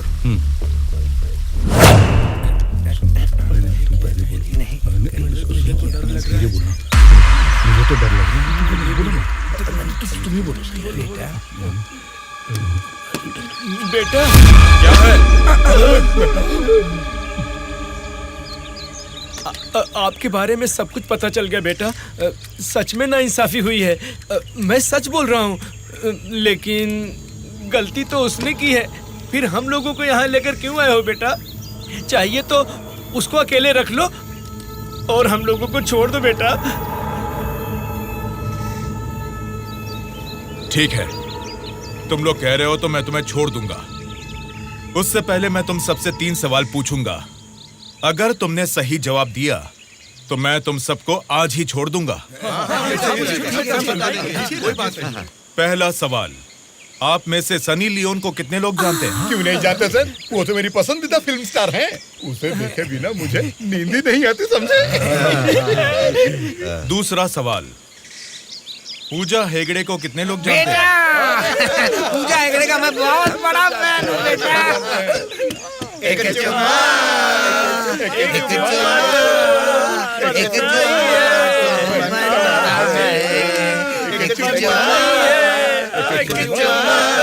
बेटा एक दूसरा गाना सुनाता हूँ, सुनो तुम।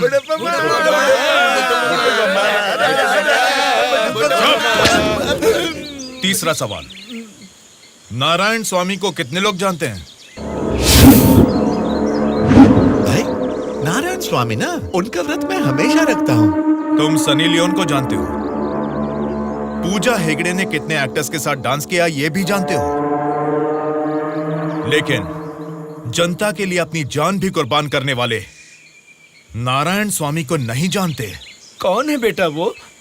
कोई देवता है क्या? हाँ, देवता ही है, लेकिन मंदिर में रहने वाला देवता नहीं, जनता के दिल में रहने वाला देवता, नारायण स्वामी।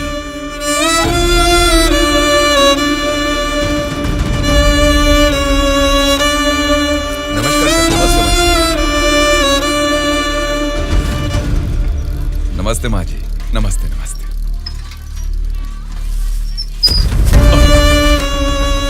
ये क्या किया बहन जी? क्या देख के पता नहीं चल रहा? कचरा है। हाँ वो तो पता चल रहा है, लेकिन कचरे की सही जगह तो कूड़ेदान होती है ना। तो आपने ये कचरा कूड़ेदान में डालने की बजाय यहाँ सड़क पर क्यों फेंक दिया? हमेशा कूड़ेदान में ही डालती हूँ, आज ही जस्ट मिस हो गया। वो अच्छा, अंग्रेजी बोलना जानती हो, लेकिन ये नहीं जानती कि कचरे को कूड़ेदान में डालना चाहिए। ये सब करने से ही बीमारियाँ फैल रही हैं और इंसान बीमार होते जा रहे हैं। जरा उधर देखिए, कूड़ेदान में पूरा कचरा भरा हुआ है। उसे निकालने वाला म्युनिसिपैलिटी से कोई भी दिखाई नहीं दे रहा। 1 हफ्ते से बोल रहे हैं कि आएंगे, लेकिन अभी तक कोई नहीं आया। और तुम कह रहे हो कि मेरे कचरा फेंकने से बीमारी आ जाएगी? हाँ? तेरी बात से ना दुनिया बदले, तेरी चीख किसी तक ना पहुँचे, नाराज न तेरा बल ही है तेरा साथी, दब के न रहो, विश्वास है तेरी डोले, डर के न रहो, उम्मीदें तेरे दिल में उठ के न रहो, जज्बात है तेरे रग में। Hello, municipality office. कौन बोल रहा है? नारायण स्वामी जी है क्या? अरे आपको कैसे पता चला? फोन में कैमरा लगाया हुआ है क्या? वो कुछ नहीं सर, हमारी गवर्नमेंट ऑफिस में जब लैंडलाइन बजती है तो वो आप ही का फोन होता है सर। बोलिए। सौंदर्य कॉलोनी में कूड़ेदान पूरा भर गया है बेटा। सारी कॉलोनी में बदबू फैल रही है, इसे जल्द से जल्द साफ करो। ओ ऐसा क्या? उसे साफ करने का काम हमारा नहीं है, प्राइवेट वालों को कॉन्ट्रैक्ट दिया है। क्या कहा? कचरा उठाने का काम भी प्राइवेट लोगों को दे दिया है? तो फिर आप क्या कर रहे हैं? आप जैसे लोगों के सवालों का जवाब दे रहे हैं नारायण स्वामी। ठीक है, उस कॉन्ट्रैक्टर का नंबर दो। हेलो। मैं हमेशा से यहीं पे सुसु करता हूँ। कल से यहाँ पर मत करना। सिर्फ कल ही नहीं करूँगा, परसों भी और आगे भी यहीं पे करता रहूँगा।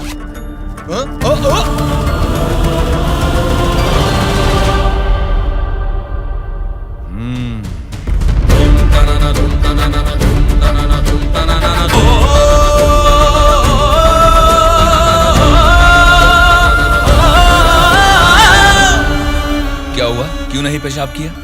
तुम अच्छे लड़के हो, इसीलिए नहीं कर पाए। ये एक बीज है। ऐसे क्या देख रहे हो? इसको फेंक दोगे तो मिट्टी में मिल जाएगा, लेकिन अगर इसे बो दोगे तो उसी मिट्टी को फाड़कर ये जल्द ही पौधा बन जाएगा। तुम इस बीज जैसे ही हो बेटा। ये बीज एक बड़ा वृक्ष बनेगा, खाने को फल देगा। अगर नहीं भी दे पाया तो कम से कम 10 लोगों को छांव देगा, बारिश लाएगा। अगर तुम इसे बो दोगे तो ये बीज बड़ा होके तुम्हारे बाद भी तुम्हारा नाम रोशन करेगा। अब इसे बोना है या फेंक देना है, तुम्हारी मर्जी है।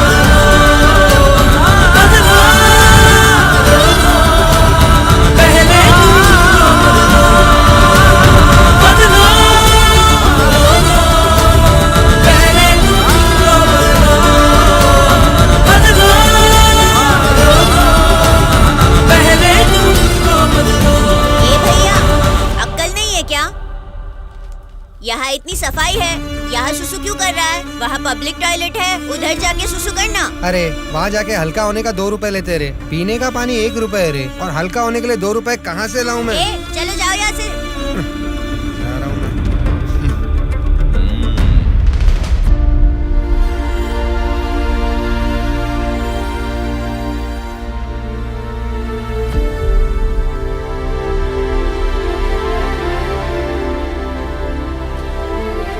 बेटा, राष्ट्रीय झंडे को उल्टा नहीं लगाते, गलत बात।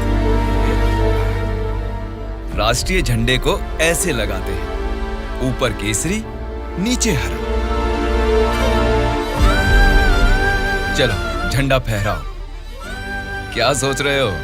तुम्हारा बोया हुआ बीज ही नहीं, मेरा बोया हुआ बीज भी बढ़ने लगा है, जल्द ही पेड़ बन जाएगा। चलो फहराओ।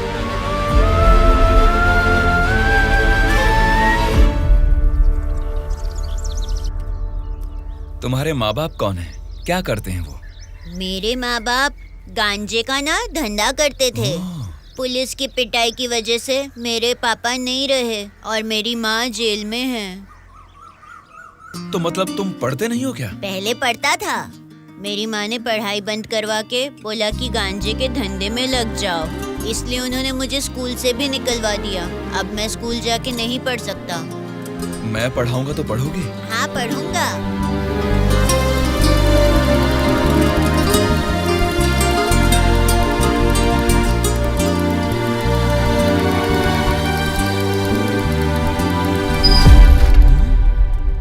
क्या कर रहे हो?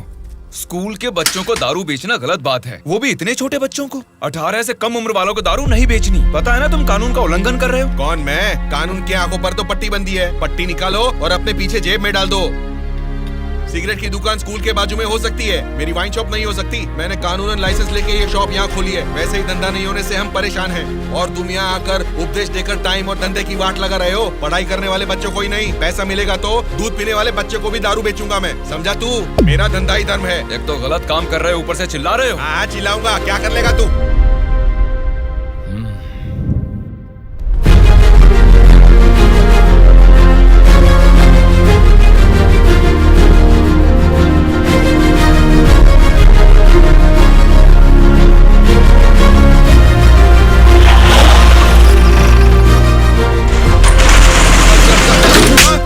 इंस्पेक्टर साहब, आप इस पर इस तरह हाथ नहीं उठा सकते। इसको कल आपको कोर्ट में हाजिर करना चाहिए। उसकी दारू की दुकान बंद करा के आपने हमारे लिए अच्छा काम किया है साहब। सच में आप जैसे लोग नेता बनेंगे तो हमारे लिए बहुत अच्छा काम करेंगे साहब।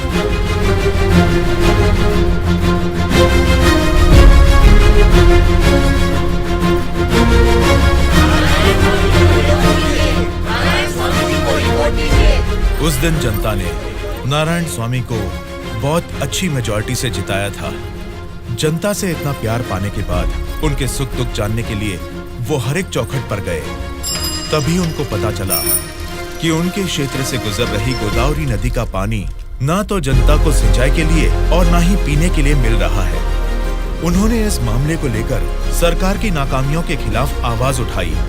उस चुनाव क्षेत्र की रेडियस कितनी है, वहाँ के भौगोलिक हालात क्या है, वहाँ के मौसम से कितनी बुआई करनी पड़ेगी जिससे किसानों को अच्छी पैदावार मिले, ऐसे बहुत सारे समस्याओं पर एक किताब ही लिखकर जनता के बीच में गए और उनसे बात की। सच कहूँ तो आज मैं नहीं जीता, बल्कि मुझे जिताकर आप सब ने लोकतंत्र को जिताया है। इस बदलाव से देश की राजनीति में एक नई शुरुआत होगी। मेरे हाथ में जो किताब देख रहे हैं, इसमें हमारे चुनाव क्षेत्र की कमियों, आप सभी की जरूरतों और उनको मैं कैसे पूरा कर सकता हूँ, इसमें मैंने ये सब लिखा है। आज से ये हमारे चुनाव क्षेत्र का संविधान है। मैं असेंबली में खड़े होकर आपकी इन सभी समस्याओं के लिए लड़ूंगा। मैं आने वाले 5 सालों में हमारे चुनाव क्षेत्र की गतिविधियां बदलने के लिए भरी असेंबली में पूरी सच्चाई के साथ लड़ूंगा और ये मेरा आप सबसे वादा है।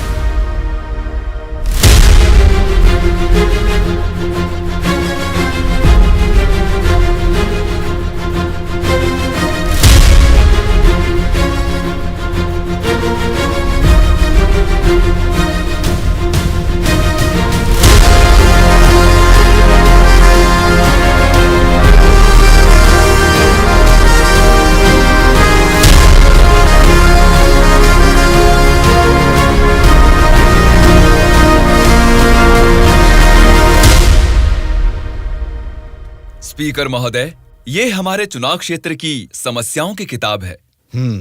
अगर मुझे थोड़ा सा समय मिल जाए तो मैं उन सभी समस्याओं से आपको रूबरू कराना चाहूंगा।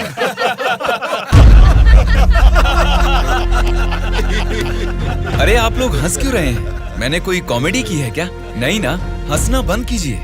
अध्यक्ष महोदय, नारायण स्वामी जी को देखकर ऐसा नहीं लगता कि असेंबली में आए हैं, किताब लेकर स्कूल में पढ़ने आए हैं ऐसा लगता है। अरे ये आप क्या कह रहे हैं? इसमें हमारे चुनाव क्षेत्र की समस्याएं लिखी हैं। स्पीकर महोदय ने साइलेंस बोला, आप फिर भी हंस रहे हैं। चुप हो जाइए। ये क्या स्पीकर महोदय, ये तो आपकी भी नहीं सुन रहे। The house is adjourned. Tomorrow at 8 a.m. चलो यार, चलो।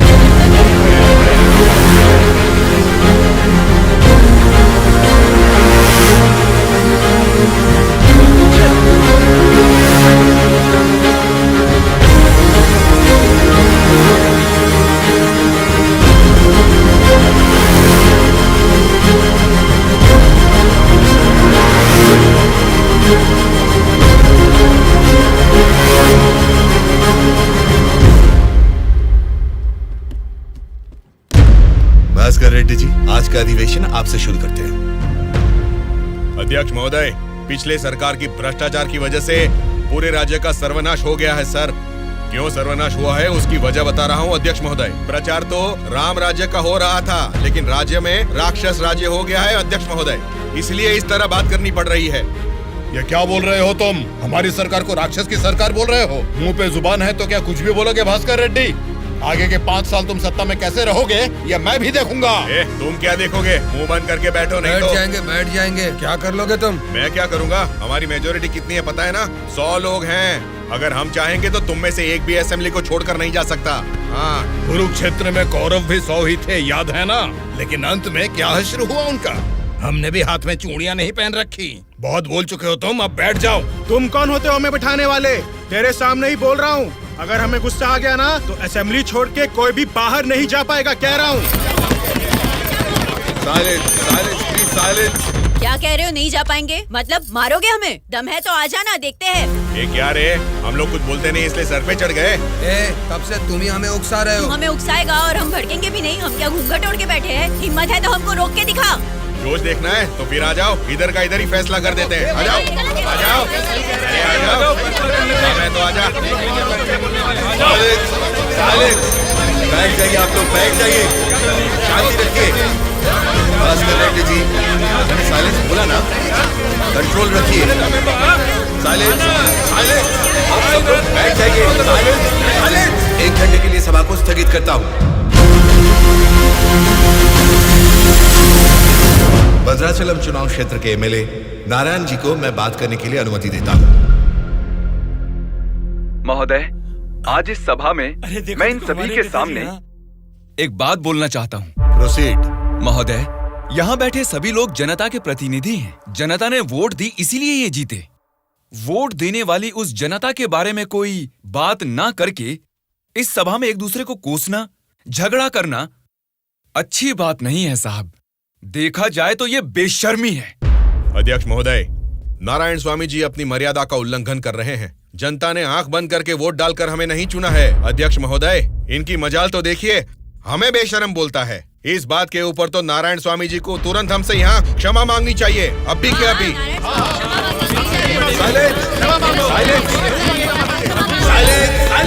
भास्कर रेड्डी जी, अरे मैंने तो लोकतंत्र की बेशर्मी बोला था, आपको बेशरम नहीं बोला। देखिए, इन क्षमाओं और झगड़े से सभा के समय को बर्बाद करने की बजाय हमें मिलकर जनता की जरूरतों और समस्याओं के बारे में बात करनी चाहिए। मतलब हम यहाँ झगड़ा करने आए हैं क्या? हमारे मुख्यमंत्री और हमें जनता का पालन कैसे करना है तुम बताओगे? अध्यक्ष महोदय, यहाँ पर आए सारे नेताओं से नारायण स्वामी जी को क्षमा अभी के अभी मांगनी ही होगी।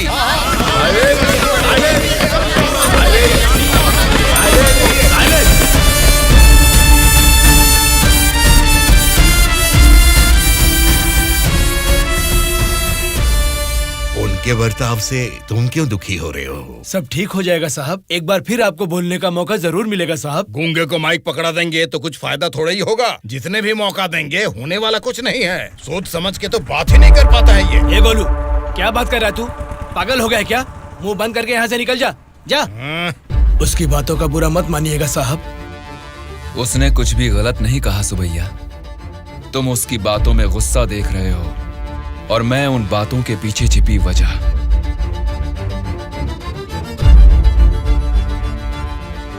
महोदय, हमारे चुनाव क्षेत्र में सारे संसाधन हैं, लेकिन उन्हें कैसे इस्तेमाल करना है हमारे लोग ये ना जानने की वजह से पीछे रह गए हैं। इस बारे में सरकारी पार्टी को कई बार विनती करने के बाद भी वो लोग फंड्स अलॉट नहीं कर रहे हैं। अगर ऐसा ही रहा तो हमारे चुनाव क्षेत्र की जनता हम पर भरोसा कैसे करेगी? बोलिए महोदय। नारायण स्वामी जी, आपके चुनाव क्षेत्र की जनता की समस्या के बारे में अगली बैठक में जरूर चर्चा करेंगे। अब बैठ जाइए। स्पीकर महोदय, अभी तो मैंने बस अपनी बात रखनी शुरू ही की है और आप मुझे बैठने के लिए बोल रहे हैं। नारायण स्वामी जी, प्लीज आप बैठ जाइए। श्रीनिवास जी, आप बात कीजिए। अध्यक्ष महोदय, इस सभा में सभी को बोलने का अधिकार है। मुझे अपने चुनाव क्षेत्र की समस्याओं के बारे में बात करने दीजिए। प्लीज नारायण स्वामी जी, आप बैठ जाइए। कम से कम मुझे 10 मिनट तो बोलने दीजिए महोदय, विनती है। श्रीनिवास जी, आप अपनी बात रखिए। स्पीकर साहब, सीएम के राज्य में राज की हालत देखेंगे तो द्वापर युग का मानो राम राज्य वापस आ गया हो महोदय। ये बात मैं नहीं कह रहा हूँ, स्वयं जनता जनार्दन बोल रही है महोदय। स्पीकर साहब, राम ने राज किया त्रेता युग में, द्वापर युग पाला है श्री कृष्ण जी ने। पहले ठीक से इतिहास को जान ले, फिर बात करें। बोला था ना, गूंगे को माइक थमा देने से कुछ नहीं होने वाला। देख लिया, नेता तो ऐसा होना चाहिए जिसके सदन में बोलने से सब थर थर कांपे, सबकी धज्जियां उड़े, जरूरत पड़े तो वो लड़ने पे आ जाए। ये सारे गुण होते हैं सदन के नेता के। और हमारे इस नेता को देखो, इनमें एक भी ऐसा गुण नहीं है। हम सभी लोगों ने अपनी पढ़ाई लिखाई बंद करके आपको इलेक्शन जितवाया था। किस लिए? ताकि हम सब लोग बेरोजगार बैठे रहे, कुछ ना करें। लेकिन आपको देख के तो लगता नहीं है कि आप हमारी समस्याओं को दूर कर पाएंगे। ऐसा बोल रहा हूँ बोल के कुछ गलत मत समझिए। असेंबली में गला फाड़ के चिल्ला के बात करने वाले को ही नेता बोलते हैं। एक जुझारू नेता ही हमारी समस्या को सुलझा सकते हैं। एक सलाह देता हूँ, एमएलए पद से ना आज ही इस्तीफा दे दो। भद्राचल के चुनाव क्षेत्र के एमएलए नारायण स्वामी जी को बात करने के लिए अनुमति देता हूँ। अध्यक्ष महोदय, हमारे चुनाव क्षेत्र के चारों ओर पानी ही पानी है, लेकिन एक घूंट भी पीने लायक नहीं है महोदय। वहाँ के लोगों की स्थिति बहुत खराब है महोदय, जरा उनके बारे में कुछ सोचिए।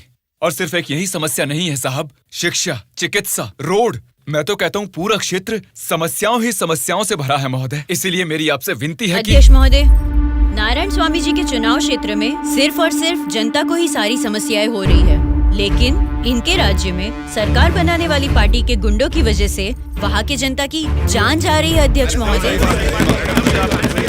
सत्ता इनके हाथ में है और पैसे बनाना ही इनकी पार्टी का मकसद है। दरअसल सत्ता में रहकर इन्हें अपनी दारू की दुकानें चलानी है और सारा इल्जाम हम पे थोपना है। अध्यक्ष महोदय, हम सिर्फ दारू की दुकान ही चला रहे हैं साहब। ये विपक्ष के लोग जब सत्ता में थे तब सीधा ब्रोथेल हाउस ही चला रहे थे। हाँ साहब, ये सही कह रहा हूँ मैं।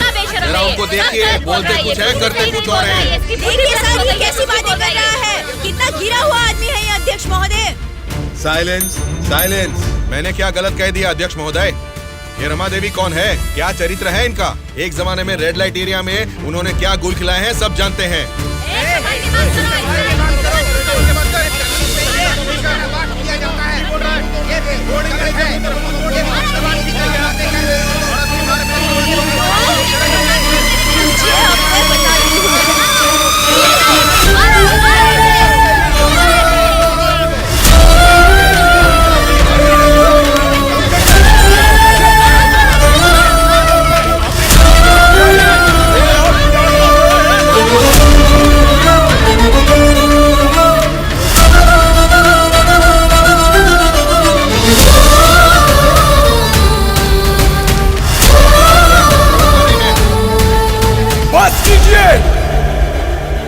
अरे ये संसद है या फिर कुरुक्षेत्र है? शर्म आनी चाहिए तुम सबको। सरकारी पार्टी को जवाब देना है, विपक्ष की पार्टी को सवाल करना है। आप सब देखिए क्या कर रहे हैं। क्या इसीलिए जनता आप लोगों को जिता के यहाँ तक भेजती है? जनता को बदलना है, जनता बदलनी चाहिए, तब से यही सब चिल्ला रहे हैं। 5 करोड़ की जनता में से सिर्फ 299 लोग ही यहाँ आए हैं। मतलब बदलना जनता को नहीं है, बल्कि हमें बदलना चाहिए। हमारे ऊपर भरोसा करके हमको वोट देके जिताने वाली जनता के लिए हमें कोई लड़ाई या जंग करने की जरूरत नहीं है, बल्कि उनकी समस्याओं की चर्चा करके उनकी जरूरतों को पूरा कर दें, यही बहुत है। लेकिन तुम लोग देखो क्या कर रहे हो, सिर्फ और सिर्फ अपने फायदों के बारे में सोच रहे हो और भोली भाली जनता को धोखा दे रहे हो। ये सब कुछ मैं इसलिए नहीं बोल रहा कि मैंने मार खाई और मेरा कुर्ता फट गया। ये एक बहुत ही पवित्र और महापुरुषों की जगह है, ये संसद भवन है। देखा जाए तो यहाँ पर आप जैसे लोगों के लिए कोई स्थान नहीं है। यहाँ पर सिर्फ साहसी, सच्चाई का साथ देने वाले ईमानदार लोग ही आने चाहिए। जब ऐसे लोग इस संसद भवन में आने शुरू होंगे, सिर्फ और सिर्फ तभी इस राज्य और देश का भला हो सकता है। उदास क्यों हो आप?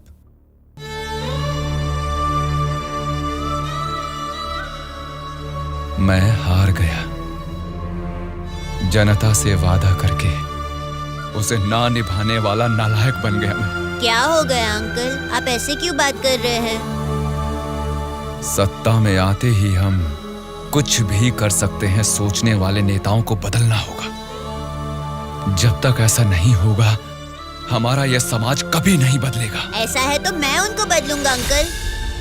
क्या कहा? तुम बदलोगे? हाँ अंकल, मैं बदलूंगा। तो ठीक है, चलो मुझसे ये वादा करो। मैं वादा करता हूँ अंकल, उन सब को मैं सच में बदल दूंगा।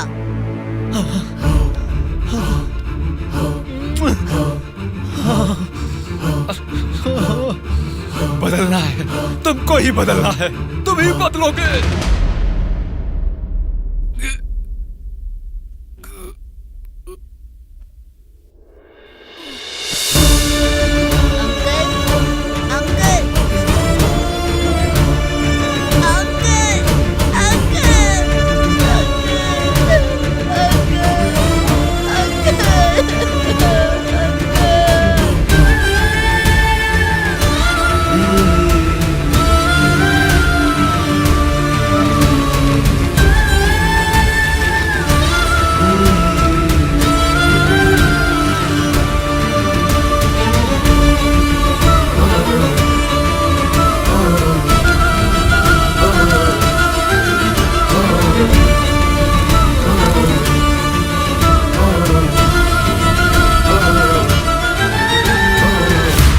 जनता जी के साथ किसी ने क्या किया उससे हमारा क्या लेना देना? हम लोग जनता की सेवा करने वाले हैं। हमें यहाँ बुलाकर तकलीफ देना ठीक बात नहीं है। जनता की सेवा? क्या जनता की सेवा करते हैं आप लोग? एक एक करके बताइए। हर महीने बुजुर्गों को राशन मिल रहा है, और यही नहीं, अपाहिजों को हर महीने पेंशन दिया जा रहा है, बेरोजगारों को बेरोजगारी भत्ता दिया जा रहा है। इतने अच्छे काम कर रहे हैं, ये सब सेवा नहीं है क्या? जनता की सेवा करने का मतलब टाइम पर राशन का चावल और दाल देना है क्या? नहीं ना। 20 साल के लड़के को बेरोजगारी भत्ता क्यों देना? वो मेहनत नहीं करेगा क्या? 2 एकड़ जमीन वाले किसान को राशन क्यों देना? वो फसल उगा नहीं सकता क्या? आप लोगों की मेहनत करने की काबिलियत को मारकर उनकी पैदावार करने की क्षमता को बुरी तरह कुचल रहे हैं। जिस दिन आप लोग जनता को मुफ्त की चीजें देने के बजाय उनको ये बताएंगे कि मेहनत करना ही बेहतर है, उसी दिन आप लोग जनता की सच्ची सेवा कर पाएंगे सर। मतलब हम पर बिना यकीन के जनता हमको जिता रही है। आपका नाम मारुति राव है ना? हाँ हाँ।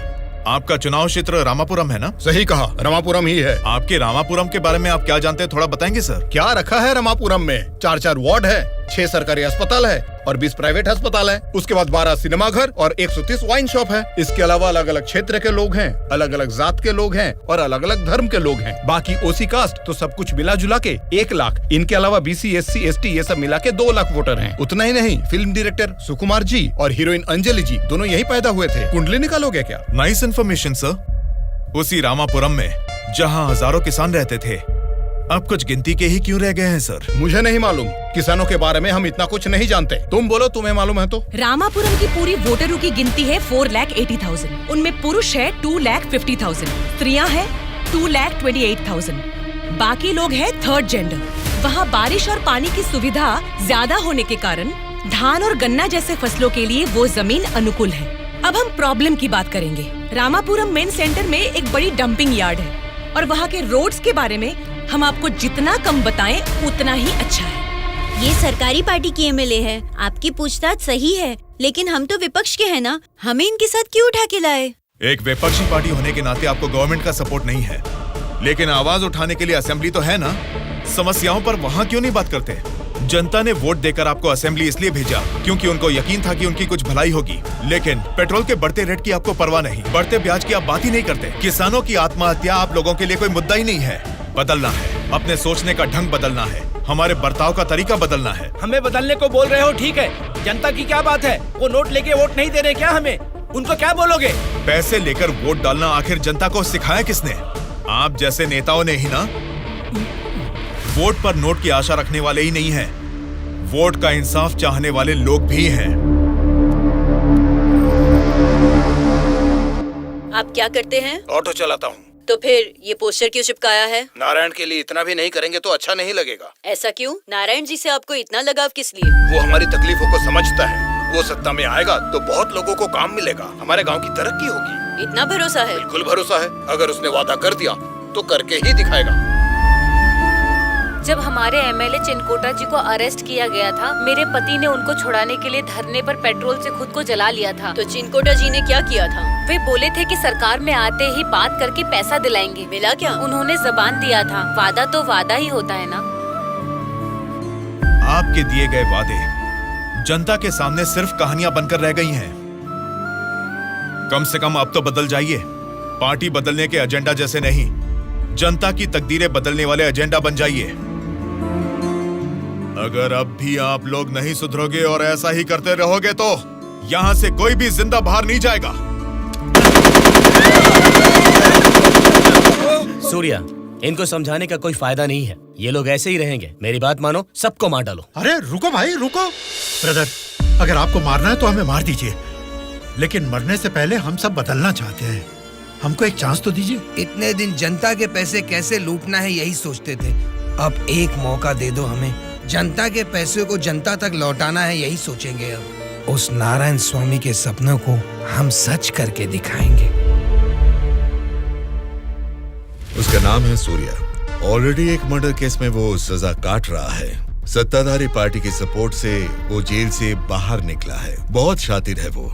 बड़ी होशियारी से वो दोनों पार्टियों के MLA को किडनैप करके लेके गया है। उसका प्लान क्या है, उसने क्यों किडनैप किया है, उसके सिवा और किसी को पता नहीं है। समझ गया सर।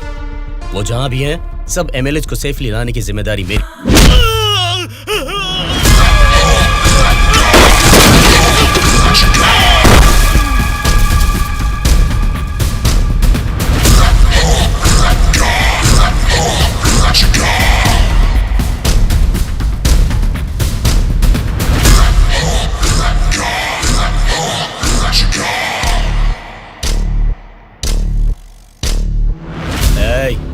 उनको मार के एमएलए को लेकर जल्दी आ रहे हैं। कौन आता है देखता हूँ।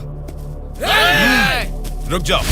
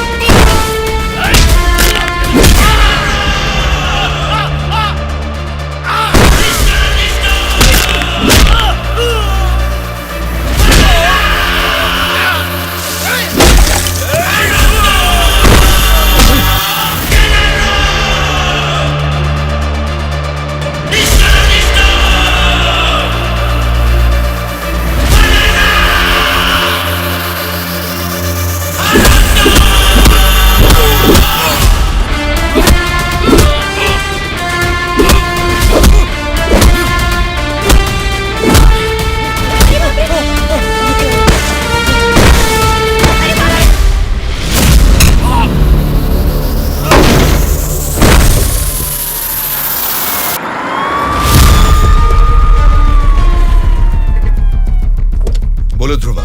सॉरी सर, लगता है हमारे आने की खबर उनको पहले ही लग गई।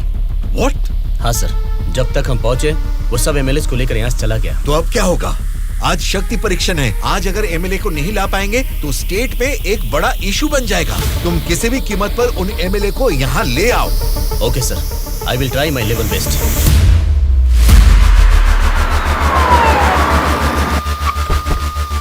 ये लीजिए मैडम फाइल, सबके दस्तखत हैं इसमें।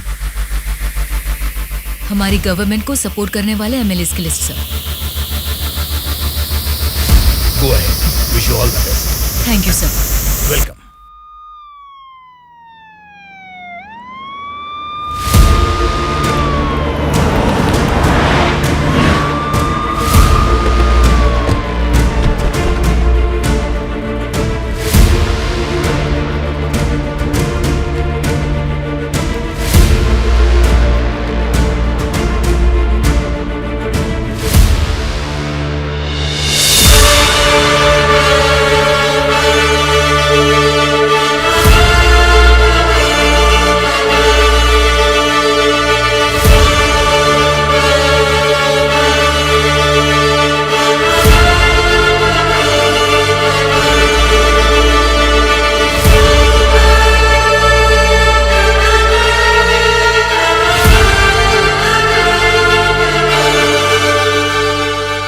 राज्य में पहली बार महिला चीफ मिनिस्टर बनने के लिए congratulations Shyamala Bharati ji. Best wishes. Thank you. एक आदमी के अच्छे काम की वजह से आज हम सभी लोग एक नई सोच के साथ इस असेंबली को देख रहे हैं। ये बात तो हमें मानना ही पड़ेगा। ये सदन पवित्र मंदिर जैसा है। इसकी गरिमा के लिए हमें सभ्य बर्ताव करना ही पड़ेगा। सबसे पहले मैं विपक्ष पार्टी से दरख्वास्त करूंगा कि उनके पास जनता की जो भी समस्याएं हैं उसका जिक्र इस सदन में करें। अध्यक्ष महोदय, असेंबली का सत्र चालू होने का आज पहला दिन है और पहले ही दिन विपक्ष पार्टी के सदस्यों को पहले बोलने का मौका देने के लिए मुख्यमंत्री जी को, स्पीकर साहब को मेरी तरफ से और मेरी पार्टी की तरफ से धन्यवाद देना चाहूंगा। पिछले 2 सालों में कोरोना महामारी ने जनता के जीवन को अस्त व्यस्त बना दिया है। जनता के स्वास्थ्य के बारे में अब समय आ गया है कि हम जाग जाएं।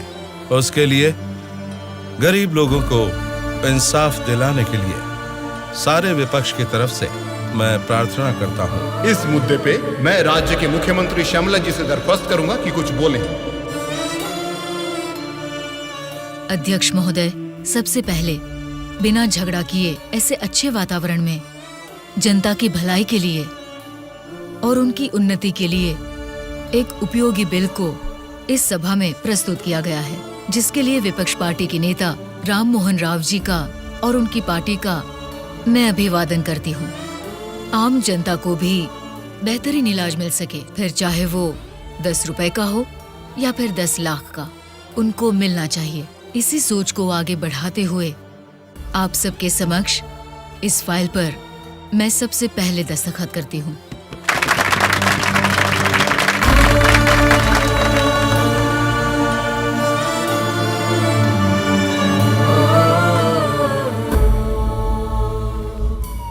तुमने जो सोचा उसे पा लिया सूर्या। नेक्स्ट टारगेट क्या है? हमारे देश की तरक्की जो कोई भी रोक रहा है वो लोग ही मेरा नेक्स्ट टारगेट।